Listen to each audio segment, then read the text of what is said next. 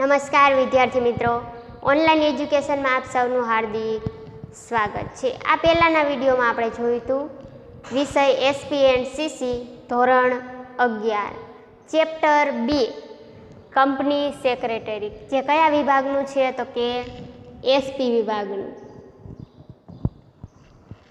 SP વિભાગનું બીજું chapter company secretary. તો આપણે ભાગ 1માં આપણે વાત કરી હતી કે કંપની સેક્રેટરી એટલે શું, તેમજ કંપની સેક્રેટરીમાં કેવા કેવા ગુણ હોવા જોઈએ અને કઈ કંપનીમાં કંપની સેક્રેટરી રાખવો ફરજિયાત છે। તો હવે આજે આપણે જોવાનું છે કંપની સેક્રેટરીની લાયકાતો। આપણે ભાગ 1માં જોયું હતું કંપની સેક્રેટરીના ગુણો। આજે ભાગ 2માં આપણે જોવાનું છે કંપની સેક્રેટરીની લાયકાતો। એ પહેલાં હજી એકવાર જોઈ લઈએ તો કે કઈ કંપનીમાં કંપની સેક્રેટરી રાખવો ફરજિયાત છે। તો જે કંપનીની ભરપાઈ થયેલી શેર મૂડી 5 કરોડ કે તેથી વધુ હોય તો આવી કંપનીમાં કંપની સેક્રેટરી રાખવો ફરજિયાત છે। કંપની સેક્રેટરી શું કામ રાખવામાં આવે છે તો કે એ કંપનીનો આખો વહીવટ એટલે કે કંપનીમાં જે વહીવટ થાય છે એ કંપની ધારાને જે જોગવાઈઓ છે, કાયદો છે એને ધ્યાનમાં રાખીને એ બધે વહીવટ કરી શકે, એટલા માટે કંપની સેક્રેટરીની નિમણૂક કરવામાં આવે છે। હવે જે કંપની છે એનું સંચાલક કોણ કરે તો આપણે એમાં 5 પદ જોયા હતા, એમાંથી બીજું પદ કયું હતું કંપની સેક્રેટરી। તો હવે કંપની સેક્રેટરીમાં પણ અમુક ગુણ અને લાયકાત હોય છે તો જ એને નિમણૂક કરવામાં આવે છે। હવે આપણે એના ગુણો જોયા તો ખાલી ગુણો આધારિત આપણે કંપની સેક્રેટરીની નિમણૂક ન કરી શકીએ, એટલે એનામાં લાયકાત પણ હોવી જોઈએ।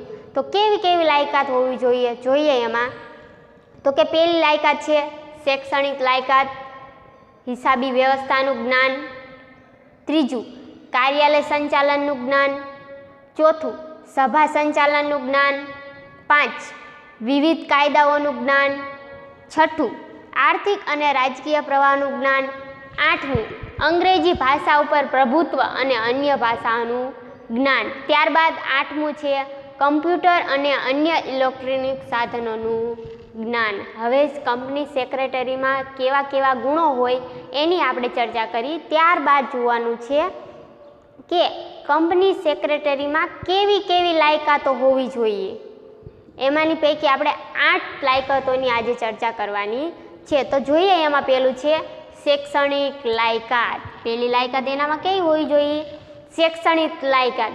તો વિદ્યાર્થી મિત્રો તમને બધાને ખબર છે કે તમે અત્યારે કોઈ પણ જગ્યાએ જોબ લેવા જાઓ તો એના માટે પહેલાં શું માગે, લાયકાત માગે। શું માગે, લાયકાત। તો કે અલગ અલગ ફિલ્ડમાં અલગ અલગ લાયકાત માગે। ધારો કે તમારે શિક્ષક બનવું છે તો એમાં કેવી લાયકાત માગે તો કે બીએડની। ત્યારબાદ કોઈ કંપનીમાં જોબ મેળવવો છે તો એમાં કેવી લાયકાત માગે તો કે બીબીએ, એમબીએ। તેવી જ રીતે જો તમારે કંપની સેક્રેટરી બનવું હોય તો એમાં કંપની સેક્રેટરીની કેવી લાયકાત હોય તો કે institute of company secretary of India, એટલે કે એનું ટૂંકું નામ છે ICSI નું પ્રમાણપત્ર મેળવેલું હોવું જોઈએ। કંપની સેક્રેટરી બનવા માટે કઈ લાયકાત હોવી જોઈએ તો કે ICSI નું પ્રમાણપત્ર મેળવેલું હોવું જોઈએ। તેમજ કાયદાની દ્રષ્ટિએ એ કંપની સેક્રેટરી બનવાને યોગ્ય હોવો જોઈએ। તમને 1 માર્કના પ્રશ્નમાં પૂછાય કે ICSI નું પૂરું નામ જણાવો તો શું થાય, institute of company secretary of India. હવે કંપની સેક્રેટરી બનવા માટે પહેલી કઈ લાયકાત હોવી જોઈએ તો કે શૈક્ષણિક લાયકાત, જે ICSI નું પ્રમાણપત્ર મેળવેલું હોવું જોઈએ। ત્યારબાદ બીજું છે હિસાબી વ્યવસ્થાનું જ્ઞાન। બીજી લાયકાત કઈ છે તો કે હિસાબી વ્યવસ્થાનું જ્ઞાન। હવે વિદ્યાર્થી મિત્રો તમને એવો પ્રશ્ન થાય કે કંપની સેક્રેટરીને તો ખાલી સંચાલન કરવાનું હોય છે, એને ક્યાં હિસાબો કરવાના હોય છે, પણ એવું હોતું નથી. એ જે કંપની સેક્રેટરી છે એને કંપનીમાં જે અલગ અલગ ખાતાઓ પડે છે એના જે હિસાબો, જે સીએ એના હિસાબો કરે, એની સીએ હિસાબો કરી લે, ત્યારબાદ કંપની સેક્રેટરીએ તેનું ધ્યાન રાખવાનું હોય છે કે જે સીએ જે હિસાબ કરેલો છે એમાં કંઈ ગોટાળો તો નથી કરેલો ને. તો હવે આ જે વાર્ષિક હિસાબો છેલ્લે થાય, જે સીએ કરીને આપે, ત્યારબાદ કંપની સેક્રેટરીએ એ હિસાબોને ચેક કરવાના હોય છે અને એ હિસાબો ચેક થઈ જાય ત્યારબાદ જે કંપનીનું બેલેન્સ શીટ હોય છે એ કંપની ધારા 2013 મુજબ, જે કંપની ધારો નવો કંપની ધારો છે 2013 મુજબ, એ મુજબ કંપનીની જે બેલેન્સ શીટ છે એટલે કે એનો વર્ષનો નફો કેટલો છે, નુકસાન કેટલું છે, એ બહાર પાડવામાં આવે છે. શું કામ બહાર પાડવામાં આવે છે? તો કે જે લોકોએ એ કંપનીમાં રોકાણ કર્યું હોય, જો નફો મળ્યો હોય તો એ કંપનીમાં એને એ રોકાણ રાખવું કે નહીં, નુકસાન થયું હોય તો એ રોકાણ રાખવું કે નહીં. એટલે કે કંપની ધારા 2013 મુજબ કંપનીએ, કોઈ પણ કંપનીએ પોતાની બેલેન્સ શીટ બહાર પાડવાની હોય છે. એટલે કે સેક્રેટરીની બીજી લાયકાત કઈ હોવી જોઈએ? તો કે હિસાબી વ્યવસ્થાનું જ્ઞાન. જે સીએ એને હિસાબો કરીને આપે, એ હિસાબો એને ચેક કરીને પછી ઉપર ઓડિટ કરાવવાના હોય છે કે એમાં ભૂલ તો નથી ને, એટલે એનામાં હિસાબી વ્યવસ્થાનું જ્ઞાન હોવું જોઈએ. ત્યારબાદ છે કાર્યાલય સંચાલનનું જ્ઞાન. હવે ત્રીજો લાયકાત કઈ છે? તો કે કાર્યાલય સંચાલનનું જ્ઞાન.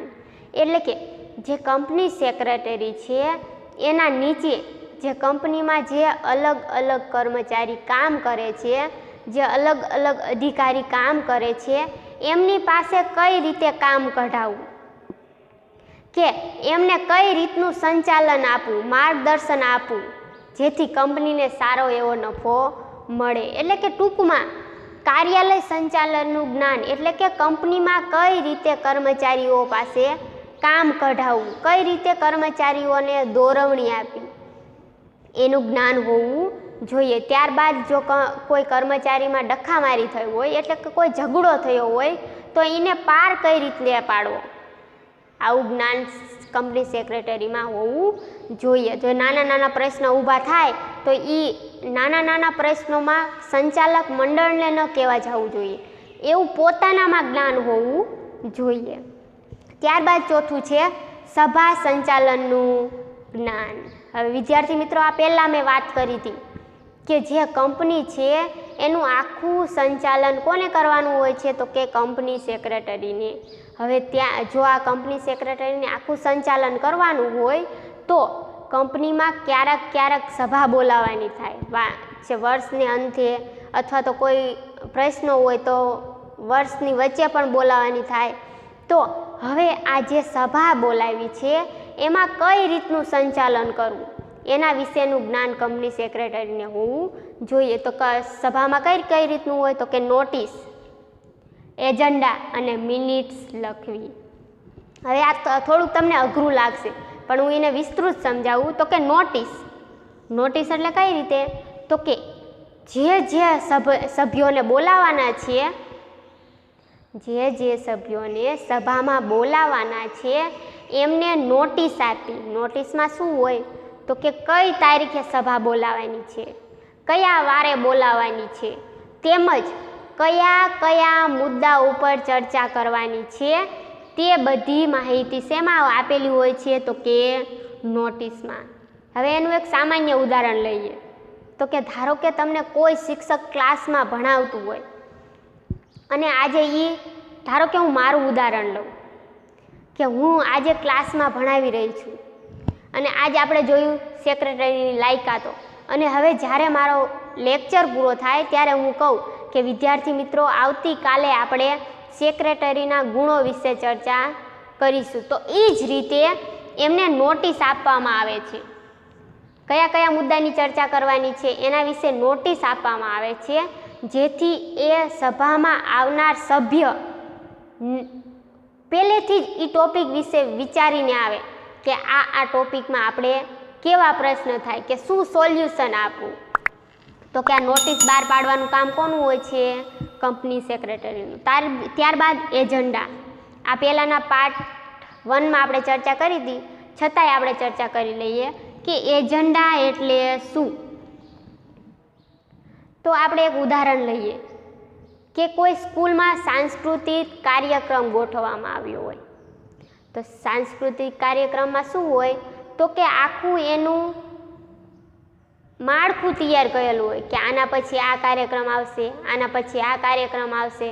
ધારો કે કોઈ બોલનાર વ્યક્તિ હોય કે હવે આ બાળગીત લઈને આવે છે આ ભાઈ, ત્યારબાદ વક્તૃત્વ સ્પર્ધા લઈને આવે છે આ ભાઈ. તો એ જ રીતનું એજન્ડામાં હોય છે કે કયા ટોપિક પછી કયા ટોપિકની ચર્ચા કરવી, એ બધી વિસ્તૃત માહિતી શેમાં લખેલી હોય છે? એજન્ડામાં.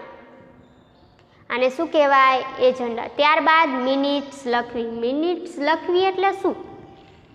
તમને એવો પ્રશ્ન થાય કે મિનિટ્સ લખવી એટલે શું? તો કે હવે જે આ સભા યોજવામાં આવી છે, સભા ચાલુ થાય એટલે કે મીટિંગ ચાલુ થાય, તો એ મીટિંગમાં કયો સભ્ય કયું વાક્ય બોલે છે, એ બધી નોંધ શેમાં લખવામાં આવે છે? મિનિટ્સ લખવી એટલે કે મિનિટ્સ બુકમાં લખવામાં આવે છે. હવે ધારો કે ભવિષ્યમાં કોઈ સદસ્ય બોલ્યો હોય અને એ પછી ફરી જાય કે ના, હું મીટિંગમાં આવું બોલ્યો નહોતો, તો આ મિનિટ્સ બુકમાં બધો રેકોર્ડ હોય છે કે મીટિંગ દરમિયાન કઈ બાબતની ચર્ચા થઈ.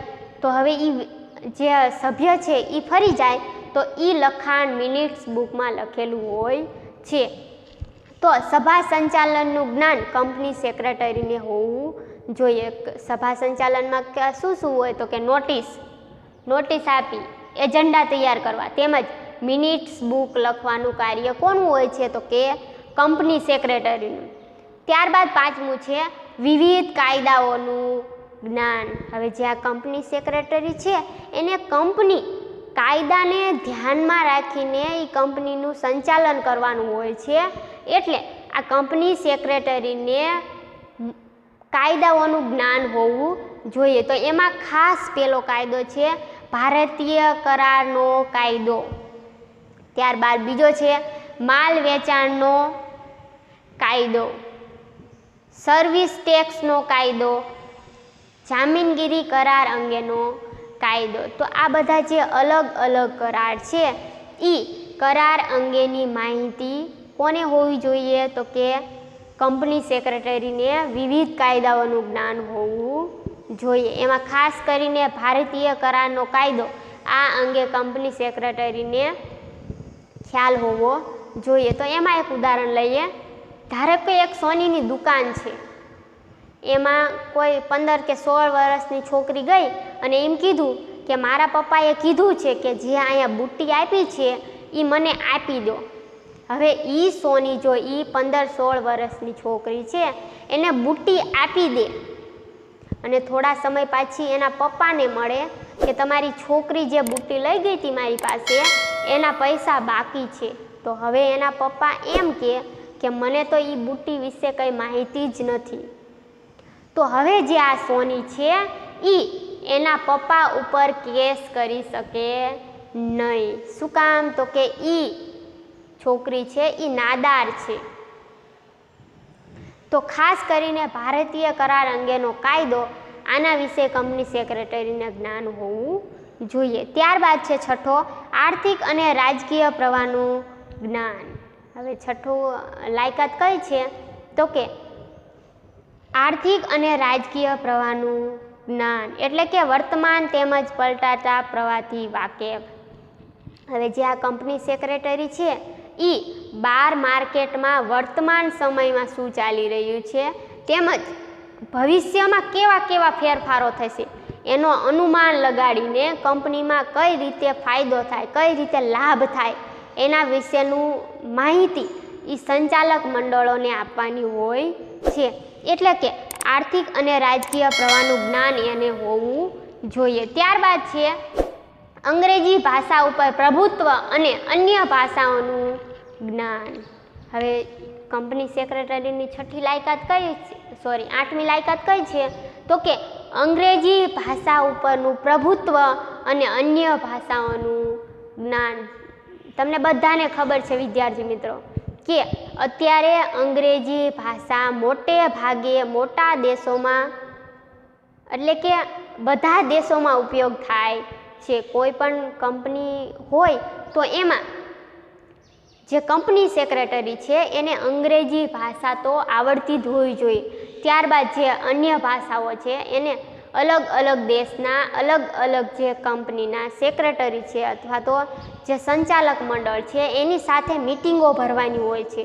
એટલે એને અલગ અલગ ભાષાઓ તેમજ અંગ્રેજી ભાષાનું જ્ઞાન હોવું જોઈએ, જેથી મીટિંગ ભરાણી છે એમાં અલગ અલગ દેશના કોઈ પણ જે સભ્ય આવ્યા હોય તો એને જે પ્રશ્ન હોય એ સરળતાથી એ સમજાવી શકે. ત્યારબાદ છે 8મું, કમ્પ્યુટર અને અન્ય ઇલેક્ટ્રોનિક સાધનોનું જ્ઞાન. હવે અત્યારે આધુનિક સમયમાં જોઈએ તો મોટા ભાગનું કાર્ય શેના ઉપર થતું હોય છે?